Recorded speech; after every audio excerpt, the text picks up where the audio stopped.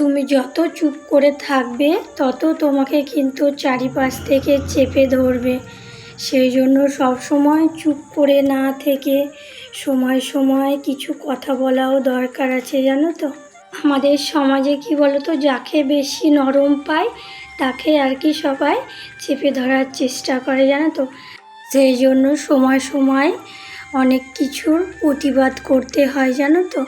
না হলে কিন্তু তুমি টিকতে পারবে না এই সমাজে। তা চলো, হ্যালো এভরিওয়ান, গুড মর্নিং সবাইকে। তোমরা সবাই কেমন আছো?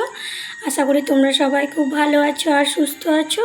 আমার একটা নতুন ব্লগে তোমাদেরকে অনেক অনেক স্বাগত আর ভালোবাসা জানাচ্ছি। সকালে ঘুম থেকে উঠে তো বাইরের কাজে চলে গিয়েছিলাম। তো রান্নাঘরটা পরিষ্কার করে আরও কিছু কাজ ছিল সেগুলো করে রান্নাঘরটাও পুরো একেবারে মুছে এই যে তারপরে চা বানিয়ে চা খাওয়া দাওয়া করে সবাইকে দিয়ে এই যে ঘরে চলে এসেছি আমার বিছানাটা আর কি গুছিয়ে নেওয়ার জন্য। দেখবে ঘরে বিছানা যতক্ষণ গোছানো না হয় না ততক্ষণ আর কি মনে হয় যে ভালো লাগে না, যে মনে হয় যে কখন আর কি বিছানাটা গোছানো হবে, এটা আর কি আমার মনে হয়, জানো তো। আর আমার ওই যে বালিশ পাশ বালিশের কভার এখনও লাগানো হয়নি, ওটা ধুয়ে দিয়েছি। তো অন্য একটা লাগাবো বলে আর কি সময় হচ্ছে না, জানো তো। সবসময় এত তাড়াহুড়োর মধ্যে কাজ করতে হচ্ছে, সেই জন্য ওটা আর কি মাথায় থাকছে না। আর দেখবে বিছানা যদি টান টান হয়ে গোছানো না হয় না তাহলে আর কি ভালো লাগে না দেখবে। আর সাদা বিছানার চাদর তো খুবই ভালো লাগে। কি বলতো, ঘরে বিছানাটা যদি গুছিয়ে রাখো না আর অন্যান্য জিনিসগুলো যদি না গোছানো থাকে, বিছানাটা গোছানো থাকলে আর কি ঘরটা অনেকটা সুন্দর দেখায়, তাই না। ঘরের আর কি বিছানাটাতেই অনেকটা সৌন্দর্য আনে। তো বিছানা গুছিয়ে ঘরটা আমি মোটামুটি করে ঝাড় দিয়ে নিলাম। তারপরে এই যে ছেলের আজকে স্কুল নেই, তো ভাবলাম এখন একটু বাড়িতে আর কি পড়তে বসাই। কাজ করলে তো সারাদিন কাজ করাই হবে, কাজের ফাঁকে একটু ছেলেকে সময় না দিলেও তো আর কি হবে না, তাই না। ছেলে ওইদিকে খেতে বসেছে আর আমি এই যে ওর বইটা রেডি করে ওকে কিছুক্ষণ পড়িয়ে তারপরে এই যে অনেক কাঁচা কুচোর ছিল, জানো তো। ছেলের স্কুলের ড্রেসগুলো কাচতে দেরি হয়, সাদা ড্রেসটা। আরও ছেলের জামা কাপড় ছিল, আবার পর্দা ছিল, আবার জুতো ছিল, অনেক কাঁচা কুচো ছিল। সেই সমস্তগুলো এই যে এবার কেচে নিচ্ছি। আর আজকে কিন্তু ভালো রোদ দিয়েছে, জানো তো। আর এই যে এতগুলো জামা কাপড় কাচতে কাচতে জানো তো আমি পুরো হাঁপিয়ে গিয়েছি। আজকে ভাবলাম এত কাচাকুচো করবো না, তো একটা একটা করতে করতে এই যে সবই আর কি কাঁচা হয়ে যাচ্ছে। তো হয়ে যাক, একটু কষ্ট করে আর কি কেচে নিলে আজকে রোদটা ভালো হচ্ছে, শুকিয়ে যাবে। আর তখন মেঘের কথা তো আর বলা যায় না, কখন আবার মেঘ শুরু হয়ে যাবে। সেই জন্য আর একেবারে সবগুলো আর কি জামা কাপড় কেচে নিচ্ছি। আর ওই যে দেখতে পাচ্ছ সাদা জুতো একদিন করে পরে যায়, তাই এত নোংরা করে। তো আমি সময় সময় ভাবি যদি ওদের সপ্তাহে 5 দিন স্কুল হয়, 2 দিন বন্ধ, তো যদি প্রত্যেক দিন সাদা জুতো হতো তাহলে মনে হয় সপ্তাহে 3টে করে আর কি জুতো লাগতো। কী বলো তো, জুতো ধুয়ে দিলে তো একদিন শুকোবে না, আর এখনকার যা পরিস্থিতি শুকোতে তোমার 3 দিন তো লাগবেই। সেই হিসাবে 3টে জুতো লাগতো, 3 জোড়া। তো জামা কাপড়গুলো কাচা কমপ্লিট করে এই যে ছাদে চলে এসেছি মেলে দেওয়ার জন্য। জুতোগুলো ওই যে ওইখানে মেলে দিলাম আর বাকি সমস্ত জামা কাপড়গুলো আর কি মেলে দিচ্ছি। তো কি বলবো, আমার এত গরম লেগেছে না, জানো তো, প্রচণ্ড গরম লেগেছে। আমাদের জানো তো বাড়ির বউদের এই যে সংসারের যাবতীয় কাজ করে কিন্তু ভিডিও বানানোটা অতটা কিন্তু সহজ নয়, খুব কষ্ট হয়, জানো তো এই ভিডিও বানাতে। এই যে এত রোদ গরমে এরম কাজ করে আবার তার সঙ্গে মনে রেখে রেখে আর কি ক্যামেরাগুলো সেট করে ভিডিও বানানো অনেকটা কষ্ট হয়ে যায়। আর ছাদটা দেখতে পাচ্ছ কেমন শ্যাওলা হয়ে গিয়েছে, বৃষ্টির জন্য একেবারে শ্যাওলা হয়ে গিয়েছে। তো এখন রোদ দিয়েছে বলে শুকিয়ে গিয়েছে, বৃষ্টি যখন হয় তখন আর কি পা দেওয়া যায় না, খুব ভয় লাগে। তো নিচে এসে এই যে বাতাবি লেবুটা আর কি এনেছে, তো ছেলে দেখে আর কি বায়না কেটে দাও কেটে দাও। তো সেই লেবুটা এই যে কাটতে বসে গিয়েছি। আর জানো তো এই লেবুটা আর কি কিনে এনেছে, তো লেবুটা অত ভালো ছিল না, দেখতে পাচ্ছ কালারটাও অত ভালো না, আর খেতে তো একদমই ভালো না। মনে হয় অনেক দিনের লেবুটা আর কি ছিল, সেই জন্য কেমন একটা খেতে। আমি তো খাইনি, খেতে ভালোই লাগেনি। তাও ছেলে বললো ওকে আর কি দিলাম, ওর তো আর কি ফল খেতে ভালো লাগে, সে যে কোনো ফলই হোক ওকে আর কি দিলাম, বাবাকে দিলাম, সবাইকে একটু একটু করে দিয়েছি, কিন্তু আমি আর কি খেতে পারিনি। তো এটা লেবুটা অনেক বড় ছিল, তো সবটা আর কি মা খায়নি, কিছুটা মাখিয়েছি আর অর্ধেকটা কিন্তু কম অর্ধেকটা রেখে দিয়েছি। তো ভাবলাম যে এটাও তো খেতে ভালো না, ফেলে দিতেই হবে, এটা তো আর কেউ খাবে না। মানে একেবারে কেমন খেতে, কোনো না মিষ্টি, কেমন একটু তেতো তেতো ভাব জানো তো, ওই জন্য আর কি ভালো লাগেনি। তো লেবুটা ছাড়িয়ে মানে জায়গাটা পরিষ্কার করে এই যে আজকে তো আমার ঘরগুলো মোছা হয়নি, তো এখন আর কি স্নান করতে যাব। ভাবলাম ঘর বাড়িগুলো একটু পরিষ্কার করে নিয়ে একেবারে স্নান করতে যাব, তাহলে আর কি ভালো হয়। দেখবে সকালে ঘর মোছার চাইতে না স্নান করতে যাওয়ার আগে যদি ঘরটা মুছে স্নান করতে যাওয়া যায় না, তো আমার কিন্তু বেশি ভালো লাগে আর কি, বাড়িঘরগুলো ফ্রেশ হয়ে থাকে। যেদিন আমার সকালের দিকে ঘর মোছা না হয়, আমি কিন্তু স্নান করার আগে ঘরগুলো মুছে নিই, তারপরে সমস্ত আর কি ঝাড় দিয়ে একেবারে স্নান করে চলে আসি। আর রান্নাঘরটা তো তোমার আগেই মোছা হয়ে গিয়েছে, পাশের ঘরটাও, ঠাকুর ঘরটাও সকালবেলাতে আর কি মোছা হয়ে গিয়েছে। আমার ঘরটা আর কি ছিল সেটা আর কি মুছে নিলাম। ঘর মোছা কমপ্লিট করে এই যে মানে বাড়িঘরটা একবার ভালো করে ঝাড় দিয়ে নিচ্ছি। স্নান করার আগে ঝাড় দিলে দেখবে ভালো হয়, ঘর মুছে ঝাড় দিয়ে যদি রাখো তাহলে কিন্তু বিকেলের দিকে আর ঝাড় না দিলেও হয়। তো যখন আমি জামা কাপড়গুলো মেলতে দিয়েছিলাম তখন তো দেখলে কি রোদ, মানে আমি গরমে হাঁপিয়ে গিয়েছিলাম, এসে একটুখানি ফ্যানের তলায় বসেছিলাম। তো এখন ঝাড় দিচ্ছি, দেখছি আকাশে আবার মেঘ করেছে। তাহলে ভাবো, এক্ষুনি মেঘ, এক্ষুনি বৃষ্টি, এক্ষুনি রোদ। তো ভাবলাম জামা কাপড়গুলো আর কি তুলেই নিই, মানে মানে কম বেশি শুকিয়ে গিয়েছে, একটু একটু হয়তো ভিজে আছে, মানে ড্রেসগুলো আর কি শুকিয়ে গিয়েছে। ওইগুলো একটু কোথাও দিয়ে রাখলে আর কি ভালো মতো শুকিয়ে যাবে। বৃষ্টি না হলে ধরো এখন তুলতাম না, একেবারে স্নান করে এসে একেবারে তুলে নিতাম, তাহলে আর কি যেগুলো একটু একটু ভিজা ছিল তাহলে কিন্তু প্রায় শুকিয়ে যেত। তো কী করব, বৃষ্টি চলে এলো, আবার যদি স্নান করতে ঢুকি আর যদি বৃষ্টিটা চলে আসে তাহলে কিন্তু সব জামা কাপড়গুলো ভিজে যাবে। সেই জন্য আর রিস্ক না নিয়ে ভাবলাম জামা কাপড়গুলো তুলে রেখে একেবারে স্নান করতে ঢুকবো।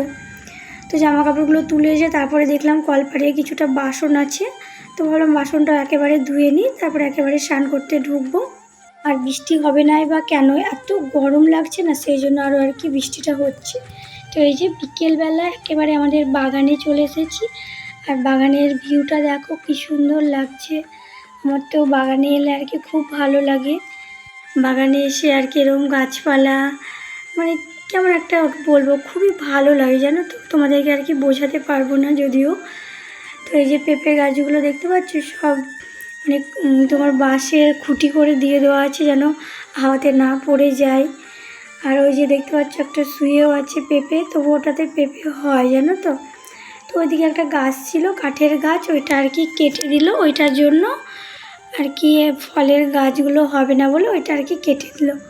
আর পেঁপে গাছগুলোই দেখতে পাচ্ছ, সব পেঁপে গাছগুলোতে আর কি পেঁপে হয়েছে। আমাদের কিন্তু তোমার 2-3 দিন পর পরই আর কি পেঁপেগুলো মানে বিক্রি করতে হয়।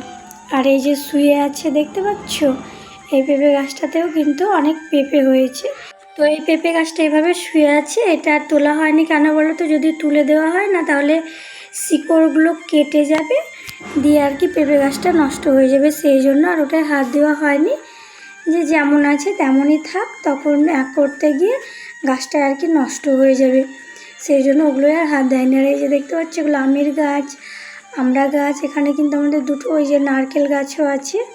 আর ওই যে ভাতে খাওয়া লেবু গাছটায় কিন্তু এখন পর্যন্ত লেবু হয়নি। আমাদের যখন গাছটা লাগানো হয়েছিল তখন 4টে লেবু ছিল, কিন্তু গাছটায় মানে বসানোর পরে আর লেবু হয়নি, মানে এটা ভাতে খাওয়া লেবু। আর এই যে সপেতা গাছে কিন্তু প্রচুর এবার সপেতা হয়েছে, মানে প্রত্যেকটা ডালে ডালে আর কি সপেতা হয়েছে।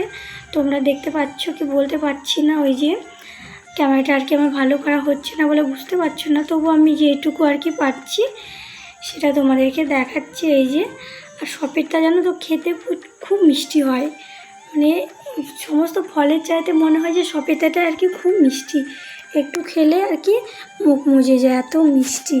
সেই জন্য জানো তো পিঁপড়ে লেগে গিয়েছে গাছটায়, প্রচুর পিঁপড়ে লেগে গিয়েছে, বিষ দিয়েছে, তাও কিন্তু পিঁপড়েগুলো মরেনি জানো তো।